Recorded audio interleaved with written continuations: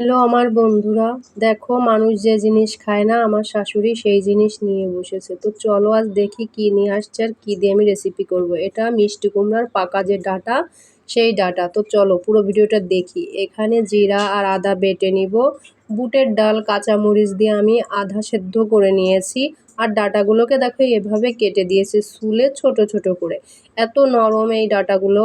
আর রেসিপিটা খুব ভালো লাগে। জিরা, শুকনো মরিচ, গরম মশলা, এলাচ, তেজপাতা ফোড়নে দিয়ে দিলাম, বেটে রাখা মশলা দিয়ে দিলাম ধনিয়ার গুঁড়া, লাল মরিচের গুঁড়া। এত স্বাদ লাগে, একবার হলেও ট্রাই করবা। সবার কাছে শুনেছি, আমি কিন্তু খাইনি, আজই প্রথম রান্না করব। লবণ হলুদ দিয়ে দিলাম পরিমাণ মতো। একটু কষিয়ে নিয়ে কেটে রাখা মিষ্টি কুমড়ার বুড়া ডাঁটা দিয়ে দিব।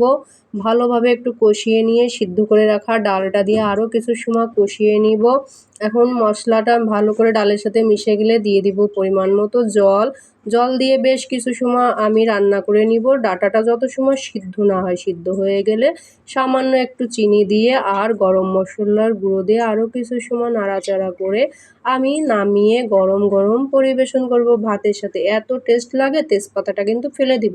অসাধারণ লাগে, আসলেই সত্যি বলছি, একবার হলেও তোমরা ট্রাই করো। চিটাগংয়ের মানুষের খুবই পছন্দের একটা রেসিপি।